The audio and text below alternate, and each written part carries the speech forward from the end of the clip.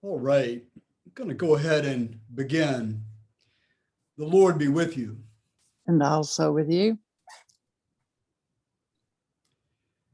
Days pass and the years vanish as we walk sightless among miracles.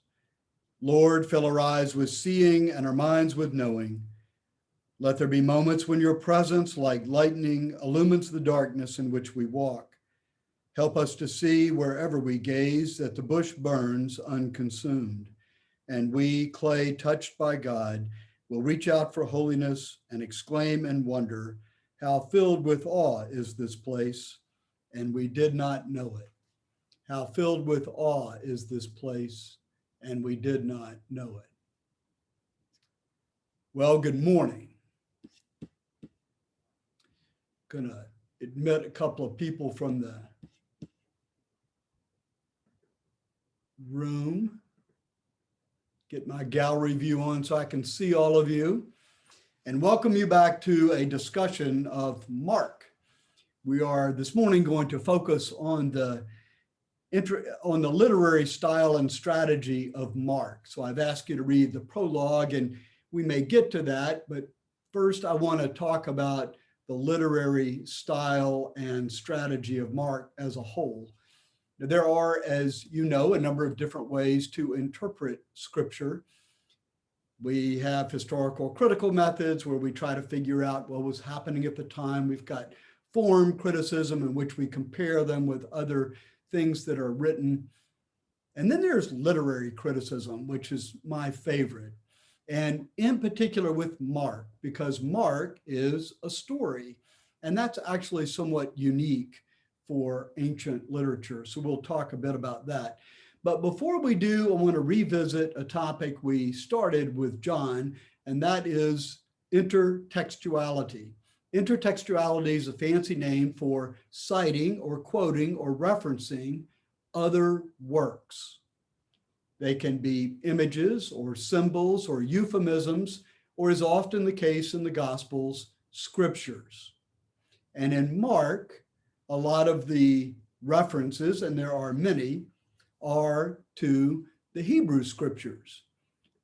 Most, frankly, are to the prophets, some to wisdom literature, some during the controversies to the Torah, but most of the references are to the prophets.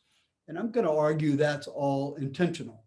But first, let's back up a minute and let me just give you an example of references, of mythical references, and how we use them even in our contemporary society to make our point. I want you to go back to 1984, which I think most of the people in this class can do, and remember Ronald Reagan running for his second term.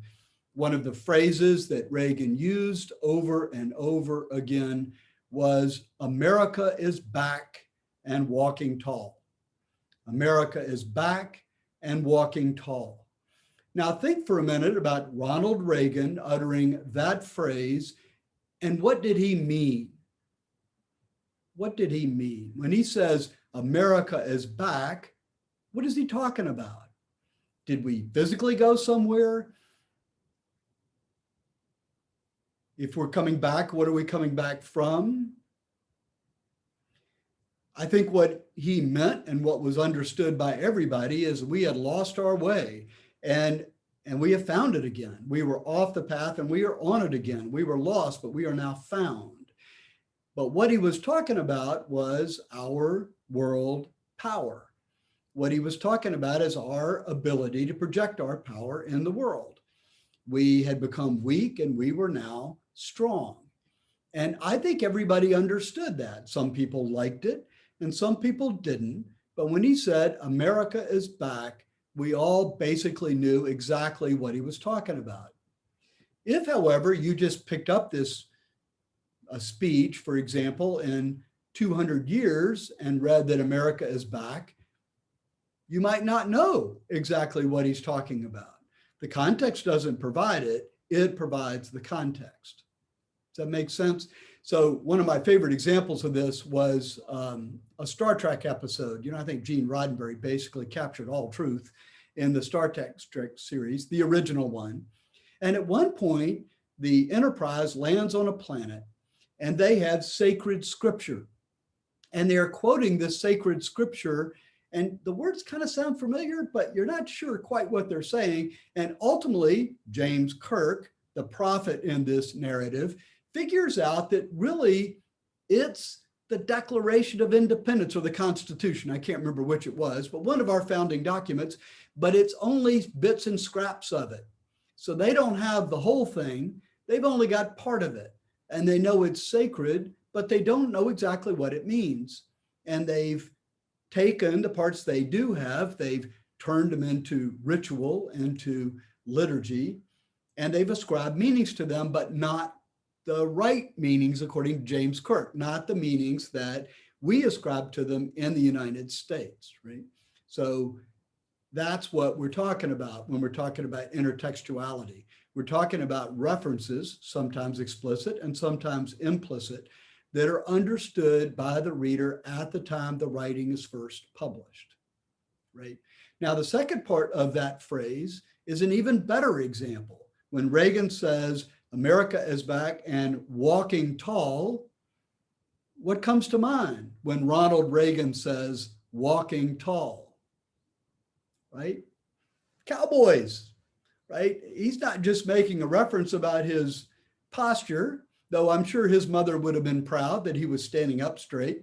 He was instead talking about his lineage as an actor in Westerns and our whole understanding of the mythology of Westerns, which was about autonomy and independence and the strength of the individual and, all of those things which were so prominent in Reagan's philosophy, right? So when he says walking tall, people that believed in that myth, that found solace in that myth, that thought that myth was right on where we ought to be, immediately understood what he was talking about. But again, go 200 years back and come back and have walking tall, and there are a number of interpretations of that phrase. So in response to Reagan, and I've chosen this example because it is in the commentary that Ian and I are reading anyway. I've not burdened you with it, but also because I think it's so dramatic. In response to that, the protesters, particularly in the end of the election, went onto the White House grounds, took blood, threw it on the portico of the White House, and quoted scripture, Hebrew scripture, or at least New Testament scripture. No, it's Hebrew scripture, Abel, that the lives of those who died because of Reagan's policies in South America were crying out from the ground, right? They too were making an intertextual reference. They were going back to our sacred scripture, the Hebrew scripture, and making an analogy to those victims of violence in South America at the hands of governments which were propped up by the Reagan administration, right? So those protesters were engaging in a battle of myths, just like Reagan was, calling upon different parts of our sacred scriptures, different parts of the literary context. That was a battle of myths, and a powerful one, I think, each side having chosen images that were visceral and real and brought forth whole narratives about right and wrong and ultimate meaning and duty and responsibility to others, all encapsulated in these images. I think Mark is doing the very same thing. And so part of the fun that I hope we'll have in looking at the Gospel of Mark is going back and looking at some of those images and seeing how he has skillfully used them in order to build his case. And the theme of this class, of course, is that his case is about politics. His case is about our external action and the way communities ought to be organized. And most importantly, a critique of power, right? It's a critique of power. Now, I want to be clear, at no point, if I do this correctly, are you going to think, Mark was a Republican, or Mark was a Democrat. I think Mark was a Christian.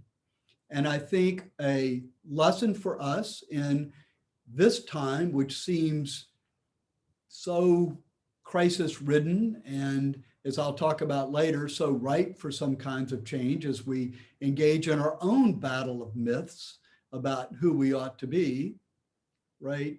It is interesting to enter into that debate as a Christian, not as a liberal and not as a conservative, not as a Republican and not as a Democrat, but as a Christian, right?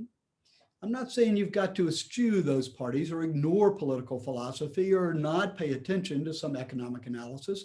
I'm just saying that our perspective ought to be that as a disciple of Christ, which will be different than an affiliation with a party or an adherence to an ideology. Okay, so if it sounds like I'm not saying that at some point in this study, you raise your hand or send me an email or post it in chat, because I want our perspective to be from that of the disciple of Christ and not from power. Whatever side of the spectrum power has aligned itself on. All right. So one challenge with something like a gospel and this whole concept of intertextuality, reference to things people already understand, is who are they? Who are we writing to? Now, I suggested last week that the Gospel of Mark was probably written to a Christian community in Rome, comprised of Gentiles and Jews between the years of 60 and 70. And I think that's probably right.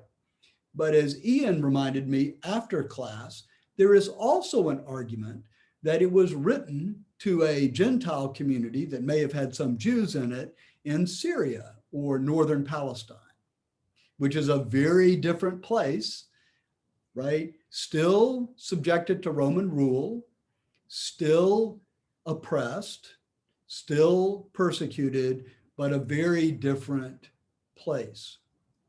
There is no way of resolving this debate. The majority view is that it's the community in Rome. There is a minority view, which is growing in adherence, that it's actually in Syria, northern Palestine. I don't think it makes too much difference for us, so I'm not going to go through all of the points that people are arguing about, but I want you to know that we're forced to look at Mark with three different communities in mind. There is, of course, our own community. What do we bring to this text? When we see words, what do we immediately think of? Because that's going to be out of our own context and experience. Second, Mark's community. What issue is Mark addressing? Every writer is trying to solve some problem. There's a reason he wrote this gospel. We don't know exactly why, but we can speculate that one of the reasons was the oral tradition, which, by the way, was typically in collections of sayings, like the Q document that we think exists. You know, Q is simply thought to be a collection of sayings that Matthew and Luke borrowed from in addition to Mark to compose their narratives. And there is the Gospel of Thomas, which I love and therefore have imposed on you from time to time because of its kind of mystical perspective. But you will remember the logions in the Gospel of Thomas are just these isolated collections of sayings. And I, for one, without Cynthia Bergeau telling me what they mean, would have never come to any conclusions about what they might mean, because they're just standing alone. There is no context to draw meaning from. Well, the challenge of collections of sayings, particularly in an oral tradition, is they're subject to manipulation. So if there is, as we think there was, roving prophets or preachers wandering around Christian communities, citing these sayings when nobody's got them in front of them, they, of course, can claim that they mean what they mean without people really being able to object. They can rewrite them in their translations or emphasize them in the way they talk or in the situation that they're in without people being able to really critically hear So that's one reason Mark might have written. Another reason Mark might have written would simply be that he has created a story. And it's unlike any other stories of antiquity. It's not a comedy, it's too serious for that. And it's not a tragedy. It calls forth more hope than that. It's something else. And it's not written for the educated, powerful elite. It's not a chronicle of the stories of rulers or priests or wealthy landowners. It is written from the perspective of and for the benefit of peasants and farmers and wanderers and laborers. And it's not about extraordinary things, at least up until you get to the resurrection, right? It's about ordinary things. And it finds extraordinary meaning in those ordinary things. And so this approach, taking a narrative which fixes some of the meaning and prevents that manipulation that oral preachers had the freedom to engage in, told from the perspective of the peasant, let's say, or from the margins toward the center, not from the center to the margins, cast it as subversive by its very nature. It is different from other writings in antiquity because of its perspective, because of the people it's chronicling, the people it's speaking to, and the imagery that it uses. And then, of course, in his references back to Hebrew scriptures, he is, as I've said repeatedly over the last couple of years, tying his message to Judaism as it exists. He's taking a different perspective and interpretation on, let's say, Daniel, when he gets to the apocalyptic messages of chapter 13, but it's tied into Judaism and the God that the Jews worshiped. It's not the creation of a new religion, I would argue.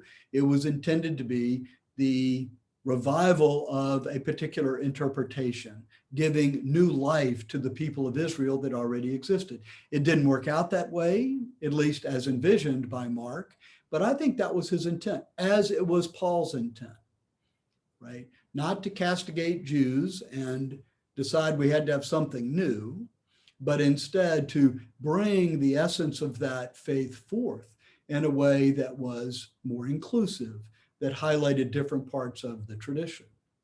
So the second community, if the first community is us and our perspective, the second community is Mark's community, whether that was in Rome or whether that was in Syria or northern Palestine.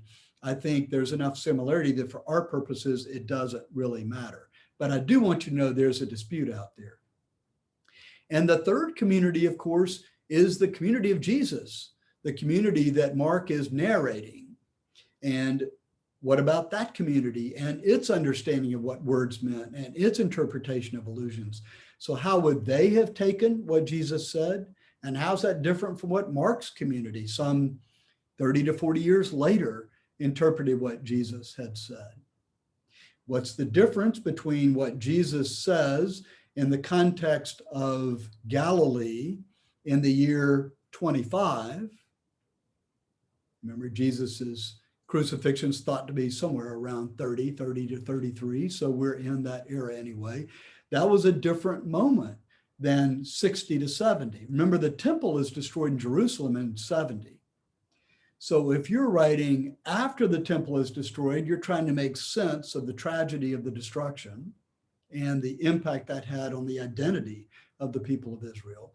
But if you're writing before it's destroyed, which I believe Mark was, you are writing in a time of incredible oppression, brutal persecution, where the Romans, the Zealots, or the Maccabean Revolution is in full what am I trying to say? It's really going on and full flourish, I suppose. And the Romans are increasingly putting pressure on them. It's just a brutal time to be Jewish. So that's a little bit different than when Jesus was writing. So you're taking what Jesus said and you're putting it in a narrative that's to speak to a community that is more brutally oppressed than the community at Jesus's time. And certainly more brutally oppressed than most of the people in this class are at this moment, right? So these three communities are kind of in play all the time. That's called a hermeneutical cycle, hermeneutical meaning just interpretation. But I think knowing that, I want that to kind of encourage you to hold truth loosely, as we say, not to be too certain that we ever really know exactly what was intended, always to be open to new interpretations, to be discerning. Every new interpretation is not a correct interpretation by definition. And yet, it is simply true. Let's take the first community, which is our community. Every generation, my father used to say, has to come up with its own interpretation of what the gospel means. Because every generation is coming from a different place, facing different issues, with a different knowledge of the world and how it works. And so the gospel has to be reinterpreted. Now, we would say that the essence is not changing, but we are changing, and the world into which we're trying to make Christ manifest is changing, and therefore our understanding of that essence will change. Does that make some sense? So I just think it's a call to be Anglican, frankly, right? Rowan Williams says famously, theology, the way we do it, Anglican theology, is the patient diagnosis of untruths. The patient diagnosis of untruths. We follow Jesus with our hearts, with the core of our being. We use our rational cognitive processes to try to make sense of things. So we are bringing our rational minds to the table, and we are attempting to diagnose things that aren't true. So to take an easy and hopefully non-controversial example, when slave owners in the South are using, or anywhere, are using the Bible to justify chattel slavery, we would say that's an untruth. Their interpretations of the scriptural passages that they used to justify chattel slavery was simply wrong, we believe, right? But they didn't believe it was wrong then. Some may have, others I'm sure thought it was right. But the point is, we have learned something through our own experience and our growth and our awareness, and we now think that's wrong. We would have a different interpretation of those passages today. The patient diagnosis of untruths, which means that certain things are wrong, but there's never one thing that's right? There's never only one right. And to be Anglican is to live that way. We are, I think, we like to say, I love being an Episcopalian because you don't have to leave your mind at the door. Well, that's true, but you got to bring your heart in too, right? You can't do it with just your mind. Your mind needs to, as the contemplatives like to say, sink into your heart so that you are responding to the call of God with all of your being. Yes, we want to think, but no, it's not wholly rational, right? I think one of the things that kind of forces us into the benefit of this mode of thinking is the awareness of our inability to figure out who Mark is, why he was the first person that wrote this gospel down, where his community was, or exactly what Jesus even said. We've been studying the historical Jesus for a full generation now, and we still don't know exactly what Jesus said, and we're never going to know, as Luke Timothy Johnson reminds us, because it's not knowable, right? We can hardly agree on what got said in the last press conference, so this shouldn't be that, that unusual, but the fact that we don't know does not change the value of the gospel in leading us into discipleship. Right? But it is a reminder that we can't know it all. And the benefit of that is we can't control it all. We have to stay open to the various meanings which the Spirit will make available to us through our own engagement, through our own participation in the life of God. And this is why, by the way, you will remember, even though it wasn't part of our reading for today, that Mark ends very abruptly. I mean, it's just over. There's no resurrection appearances. Everything isn't wrapped up into some nice, tidy solution. We don't understand why the women are so afraid and whether they got over their fear and acted on it or what the men ever did. In fact, that was so troubling that somebody along the way went ahead and added an ending to Mark. And then for a while, we thought, well, maybe that ending was lost in the early text. We now know that's not true. And then the subsequent Gospels, of course, bless us with all kinds of resurrection appearances, which I'm thankful for and learn a lot about God through. But Mark has a different story to tell. Mark's story is to bring us into participation in the life of God, to call us to engagement. The gospel ends the way the gospel ends because he wants us to write the next chapter. We are called into discipleship in a powerful way, which is why Mark has its own value in the pantheon of the synoptic gospels, right? Okay. The way we understand the gospels, I think, is to live a life of faith and to use the gospels as a prayer book, as a liturgical text, and not just an ethical code. Jesus is not just a moral teacher.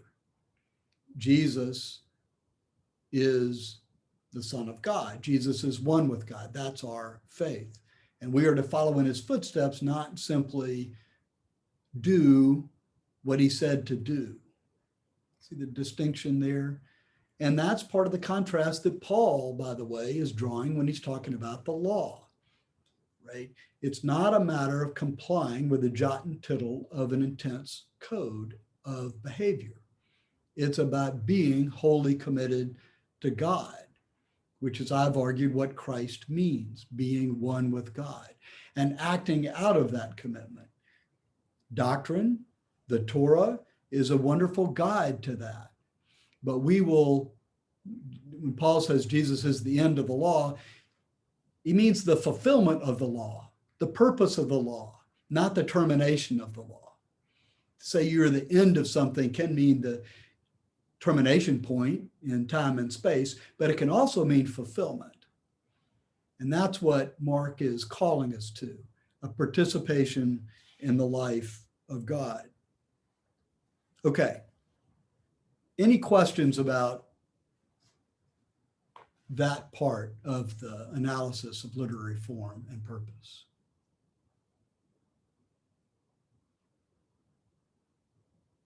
Anything you hadn't heard before?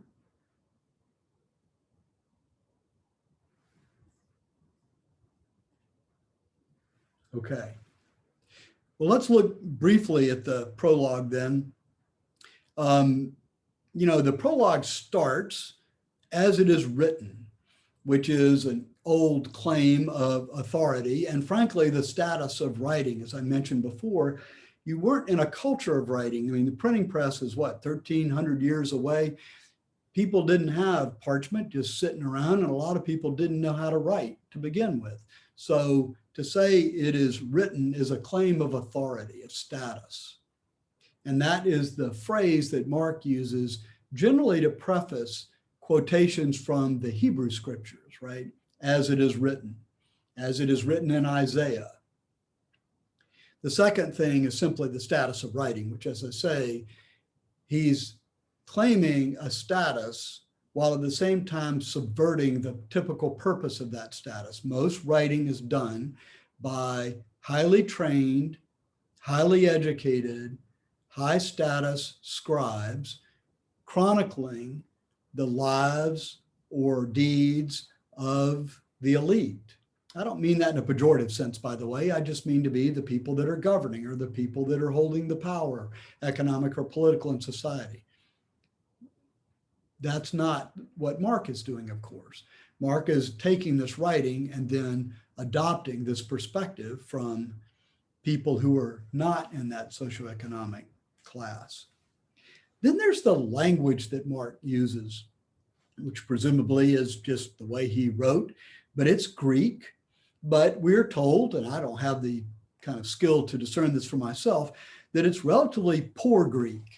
So it's not the Greek of a highly educated scholar, though it is the Greek of somebody who's educated enough to know Greek, which, by the way, could have been true in Rome or in Palestine. So this doesn't necessarily determine the community that Mark came from or who Mark is.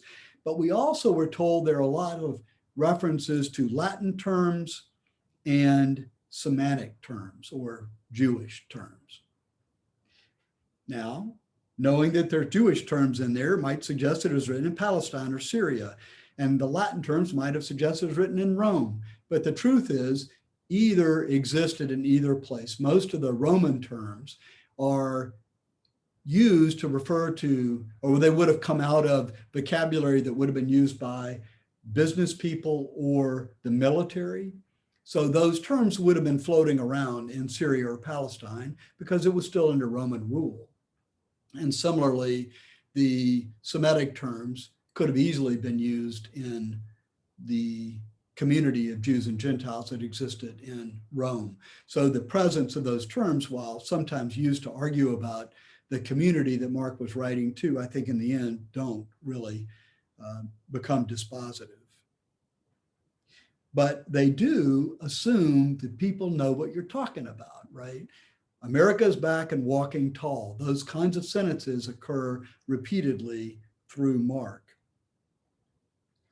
The other thing that's interesting is that sometimes Mark will explain his references, but I'm told that like the Pharisaic practices around table fellowship, Mark will not just reference them, but explain what they are. But the commentary suggests that he does so somewhat awkwardly. So it's not clear, again, that Mark is either Gentile or Jewish, or in a community that's familiar or not with those Pharisaic customs. But it does suggest that there is a Jewish presence among his readers, whether they're in Rome or in Palestine. It's probably not an all Gentile community. Okay.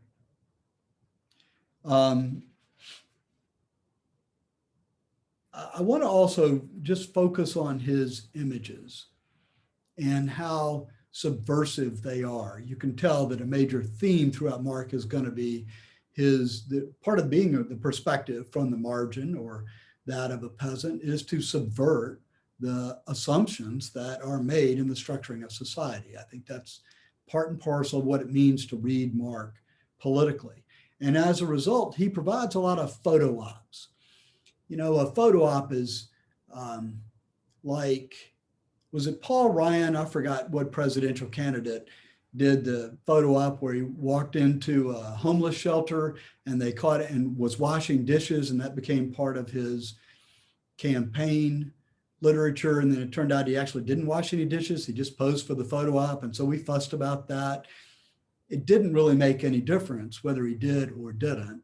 The point was, it was striking and somewhat of a subversion to have power paying attention to the humble, right? It was a way of getting our attention and suggesting compassion. Well, Mark does that a lot. He does that when Jesus, who he's claiming is a Messiah, is at the house of a leper, for example, not something that the elite or powerful would have done, and yet that's where he is. He is tested in debate by a Gentile woman who would not have been engaged in conversation by the elite or the powerful. And yet Jesus not only talks to her, but he is tested by her, right? That's subversive, another photo op. Or the jokes that are made, or at least I think it's a joke that's made at the expense of the wealthy and powerful. Like, it's easier for a camel to pass through the eye of a needle than it is for the wealthy to get into heaven. I think that was more likely to be a sarcastic comment to poke at power and its relative inability to control the ultimate result than it was to suggest that somehow, well, if you had wealth, you were perpetually damned. I certainly hope that's the case, because we would all be considered wealthy by the standards of that time. So I may be being defensive, but that's my story and I'm sticking to it. It was a sarcastic comment. All right. So these intertextual references then, both the photo ops and the direct references, tend to center around the Hebrew scriptures. They're used both offensively and defensively for Mark's purpose. They tend to have a continuity with a prophetic tradition. They tend to cite the Greek translation of the Hebrew scriptures. This is also important. It's called the Septuagint, but it's the Greek translation, not the Hebrew translation of the Hebrew scriptures. And they are not the same. Remember, every translation is an interpretation. So the Septuagint, which was deemed by most of the New Testament Christian writers to be the Hebrew scriptures, that was what they were reading and praying out of and learning from. But there are translation decisions that are made. And now that we go back and look at look at the original Hebrew and look at the original Greek, we can come up with all kinds of different ways we might translate that. So that, for example, when I was in seminary, we read the Tanakh, which is the Hebrew scriptures translated by Hebrew authorities, right? So, and then if you wanted to, you could compare that. I know we do that in Bible studies all the time at the cathedral where people have different translations. You can compare that, right? And you can see that, let's just say or Isaiah, where's that reference in Isaiah to the virgin, where virgin is translated as to be, pure in one way, or thought in another way just to refer to a young girl, right? Well, the translation of purity, having never engaged in sexual relations, is a translation that gets pulled over into Matthew and talking about the virgin birth. But if you go back to the Tanakh as it's currently translated, it just means young woman. It doesn't necessarily mean having never engaged in sexual relations. You can decide whether that affects the meaning that you ascribe to the virgin birth. But it's a good example of every translation is an interpretation. And sometimes you don't know until later that you've even made a decision that matters. Okay.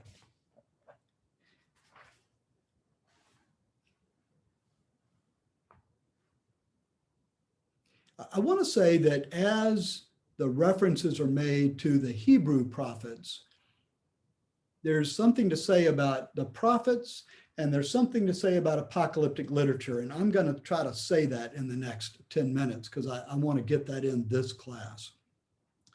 First, prophets are not identified by miraculous signs, by and large. We don't know they're a prophet because they did something that the average person couldn't do, though they did. We recognize their authority as prophets because they sided with the poor against exploitation. They sided with the poor against exploitation by the powerful. That was the sign of a true prophet. So when you go back and think about the stories of Elijah or Elisha or Moses, you'll see this theme played out again and again and again. And prophets are not predictors of the future. They really are truth tellers who, in predicting the future, are not saying this is going to happen because God told me in advance. What they're saying is, if you keep acting like this, this is what's going to happen, right? If you keep acting like this, this is what's going to happen. If you cross the street without looking, you could get hit by a car. I'm not predicting you're going to get hit by a car. I'm saying that is a logical consequence of the behavior you're engaging in, because the prophets saw things that others did not see. The prophets had a sense of what was really real that others did not have. And that is their value. It is out of that sense of what is real that they are able to tell the truth and predict what the future would be if you don't change.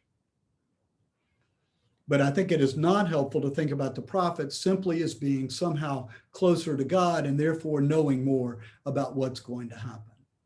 They know more about what might happen if we don't get right with God, if you will. But that's different from having had an advanced glimpse of the future and coming back to the present and telling about it. Does that distinction make sense? Okay.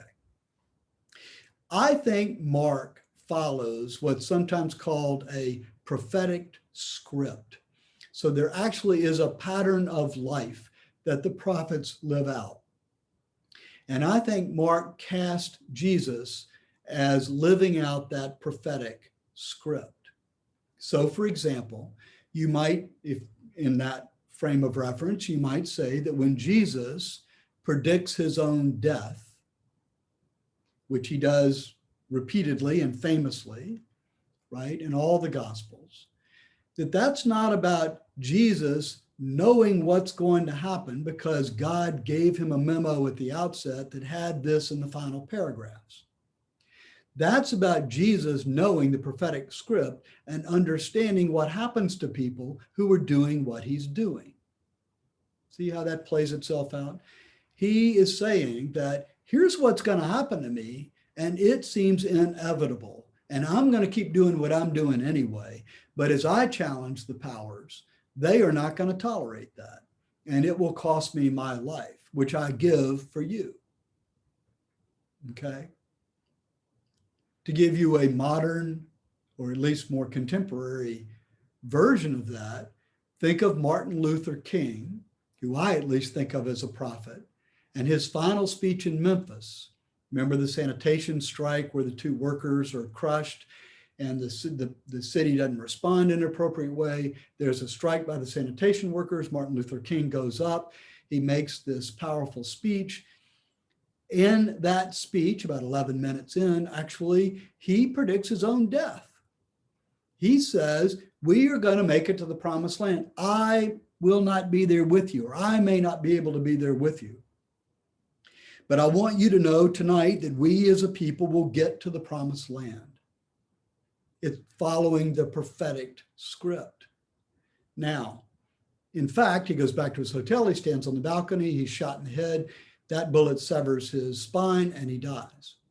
So the prediction turned out to be true. But it turned out to be true because Martin Luther King understood, as the prophetic script lays out, that when you challenge power like he did, this is how power responds. And he did it anyway. I think Jesus knew when you challenge power the way he did, this is how power responds. And he did it anyway. I think Moses knew when you challenge power the way he did, this is how power responds. And he did it anyway, though it did not cost him his life, at least his physical life. It did cost him his life in the palace. It did cost him his life of luxury and power in Egyptian hierarchy. The same might be true of Elisha or Elijah, who didn't die either, right? The end of Elijah's life is simply him being carried up to heaven. The prophetic script, however, chronicles what truth does to power and how power responds and what happens to the prophet, who's the one telling the truth. Okay. Also in this intertextuality is silence. We've talked about specific allusions by implication or explicit, but there's also silence. I've already given you the example, and that is no resurrection appearances, right? We're following the prophetic script. There's no resurrection appearances. Mark is silent there, but his silence speaks volumes because it is his silence that calls us into participation, into engagement. We don't get to sit back and read the end of the story and say, isn't that nice? We are left hanging, called to step into the story as it's playing itself out in our own lives and walk forward as disciples of Christ. Mark is, through the literary technique, handing the baton over, and we are, I think, to take it and continue the race. So sometimes the allusions are explicit, and sometimes they're silent. All right, so I'll come back to the apocalypse later, but I want to go ahead and say something about it now.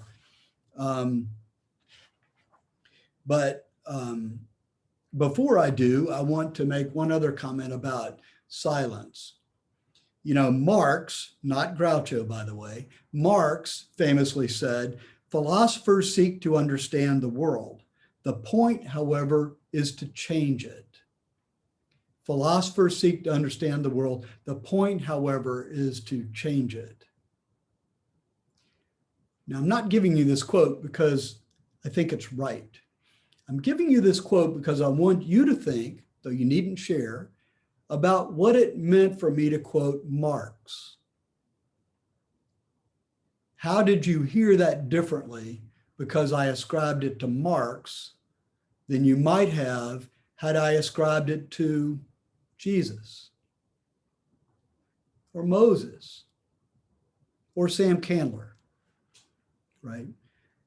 You know, Marx has suddenly become, in our political discourse, a very controversial figure, which carries all kinds of mythological associations, positive or negative. So I just want you to reflect for a minute. How did you hear those words differently because they came from Marx? Because that's what Mark is doing when he cites scripture. He's saying these words came from Isaiah, which carry some authority already, right? Whereas if I say they came from Marx, maybe they carry authority and maybe they lose authority, kind of depending on what you're thinking about Marx at the moment. Same thing. When people are looking at something and say, here's the Marxist critique, they are adding authority. Or when other people look at it and say, this is no good, this is just like Marxism, they're taking authority away. That's the game of intertextuality. That's the battle of myths that we still engage in today, because it's powerful stuff. Okay, apocalyptic literature. The idea is that apocalyptic literature arises in a moment of crisis. The old order is in trouble. There's a new order that is on the horizon, but we're in that liminal space. We don't often even know what the new order is. We see this crisis at the time of the writing of the Gospel of Mark, and we see the marks, small m, signs of apocalyptic literature in the gospel. So for example, there is this idea that the meaning of this crisis, what we are to learn from this crisis, plays out in history, actually affects the end of history. Apocalypse is not just a fiery picture of the end times. It's not the end of the world when some are going to be persecuted and others are going to be saved, when some are going to be left behind and others are going to be taken up. Although I do like the bumper sticker that said, if the rapture comes, can I have your car? Remember the Left Behind series, which was so popular at the time? People had this bumper sticker said, if nobody's in this car, then I've been raptured away, which is to say God chose me and left you here. So the countervailing battle of myths would be, if the rapture comes, can I have your car? Because I'm going to be sitting right here. Anyway, you're in a crisis. The meaning of this crisis is going to affect the history of the world. There's a radical dualism. There's an old and a new, a good and a bad, a right and a wrong. And that difference is how we're looking at things. That's the lens that we are looking at. But apocalypse, I should say now, Susan is kind enough to be posting in the chat. If you need to leave, please do. I'll try to repeat all this next time. I know some have other obligations. I want to honor them, but I do want to do this because I think it'll help your reading of Mark in the interim. All right. So apocalyptic literature is really pulling back the curtain, revealing what is real, what is lasting, what is true. That's what the book of Daniel is all about. The human one in the book of Daniel is about what it means to be truly human, right? Which we think Jesus reveals. Remember the quote from Irenaeus that I've cited so often, the glory of God is a human being fully alive, a human being fully alive. Jesus is revealing what it means to be fully human. And it's shocking. Apocalyptic literature is shocking. It's shocking us into looking beyond the current things we take for granted. You know, Stanley Hauerwas used to say that the most profound ethical decisions we make in our life are the things we take for granted, right? The things we just assume to be true and act on. Those are very profound ethical conclusions and assumptions. but we're not even examining them anymore. Mom did it this way. I'm going to do it this way. But that's a profound ethical decision. I just didn't make it in a very critical way. But that's what apocalyptic literature is designed to do. It's shocking. And you will see apocalyptic literature, of course, throughout the Hebrew scriptures, the book of Daniel being that which is the favorite of Christians. But in Mark 13, chapter 13 is dedicated to that genre, apocalyptic literature. Matthew has apocalyptic literature in it. Luke has apocalyptic literature in it. Paul has apocalyptic literature. The whole book of Revelations is apocalyptic literature. It is throughout the New Testament, not because it's heralding the end of the world, except as that is understood metaphorically, as the end of the world constituted by the old order and opening up space for the new creation, as Paul says, the new heaven and the new earth, which is the new order. New heaven and new earth. You'll see that in the Gospel of John. New wine, old wineskins. That's also the way to understand that reference, I think. All part of the apocalyptic genre. Another kind of mark of apocalyptic genre is this idea of a secret revelation. This is some truth that wasn't known before, and now it's being revealed.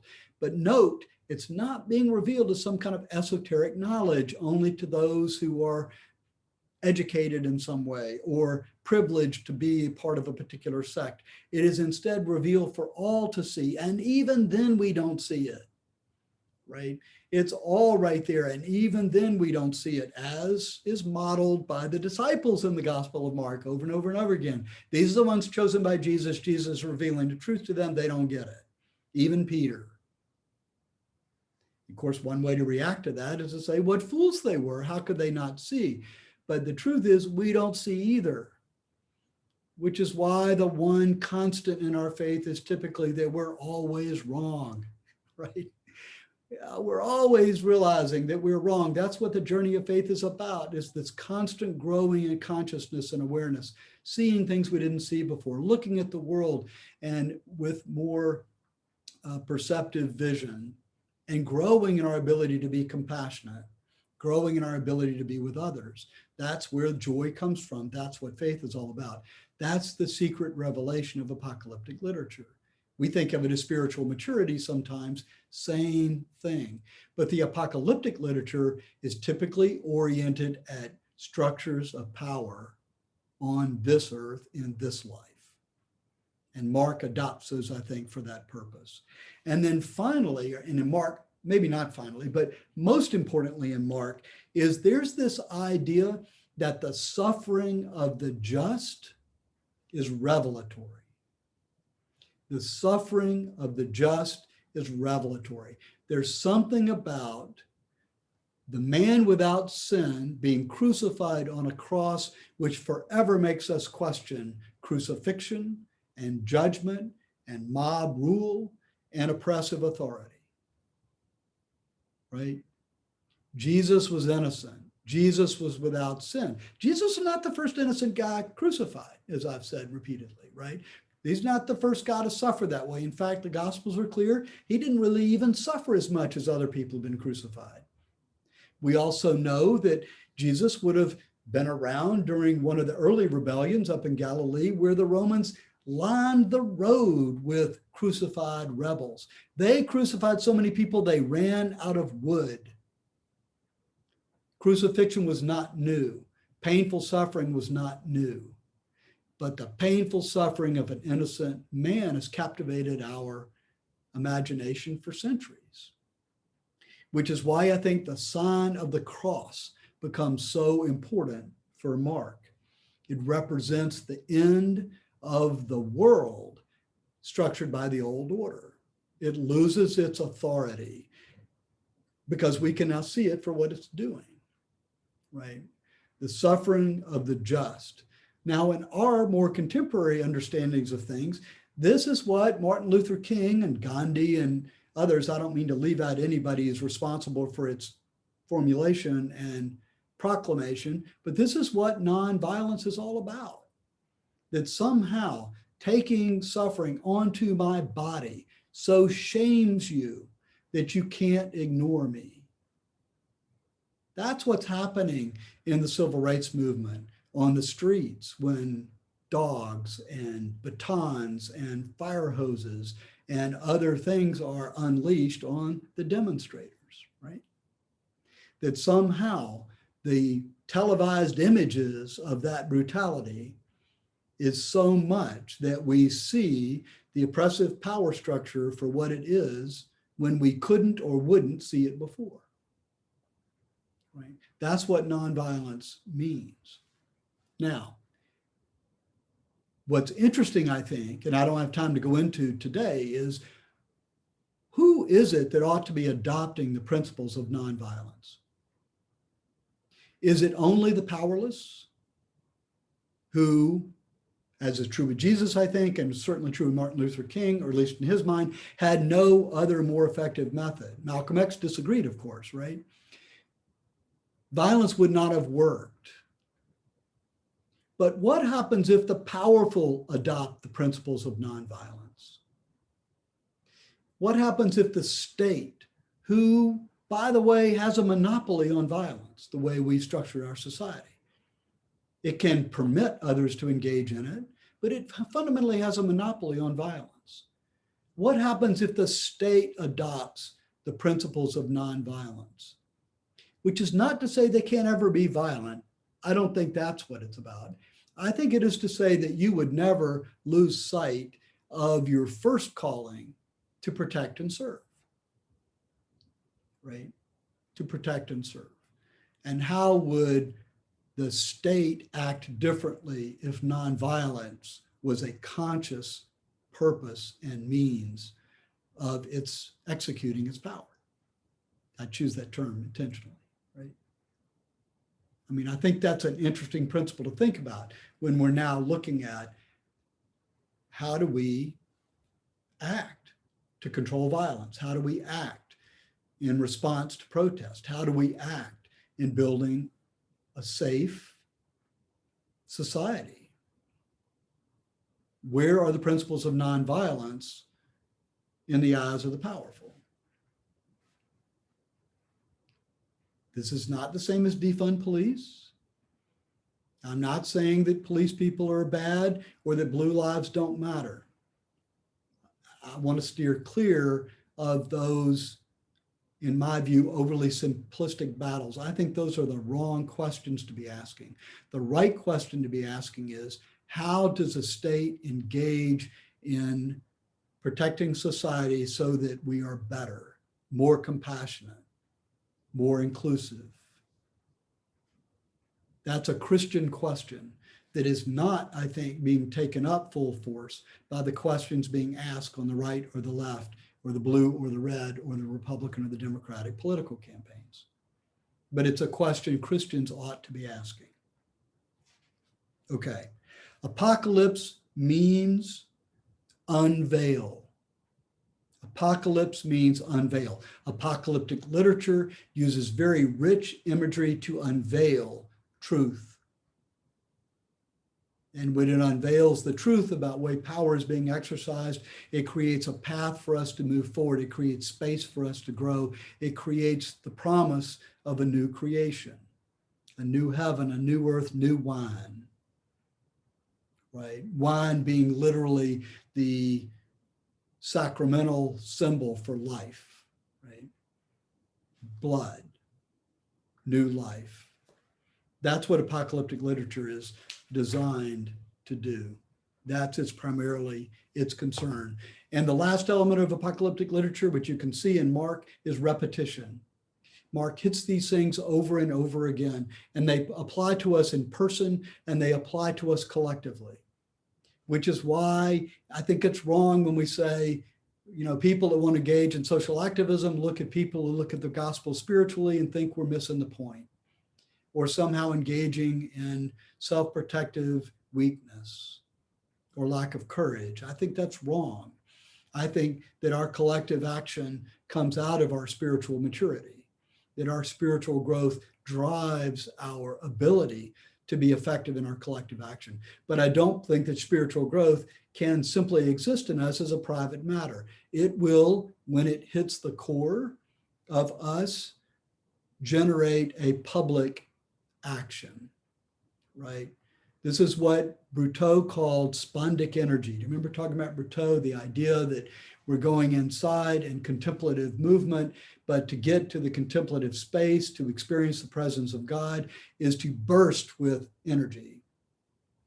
Joy, yes, but a yearning to make things better, a yearning to engage other people, a yearning to be sacrificial where necessary. Those are all elements of spiritual growth and development.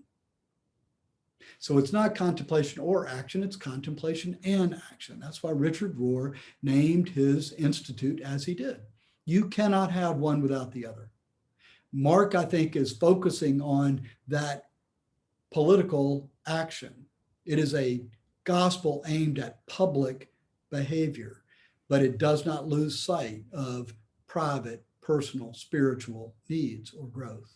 And so we're not wrong to read it in that way. All right, so the Gospel of Mark. Here's what I want you to remember about today. The Gospel of Mark is unusual as a writing. Its very presence as a writing subverts the form by taking on a form that's been used to chronicle the powerful and using it to chronicle those without power. 2, Mark elaborates and follows a prophetic script. He's pulling that script out of the lives of the prophets, and he is telling the story of Jesus as if Jesus is following the same script. 3, Mark uses intertextuality richly, referring back to the Hebrew scriptures, sometimes by implication. For example, addressing John the Baptist and what Elijah might have warned, but not ever saying anything about it. And sometimes directly, as it is written. Sometimes by his very silence, ending the gospel the way he did. It's a battle of myths. And the Roman Empire had its own myth. And the Jewish power in the temple had its own myth. And Mark is battling those myths.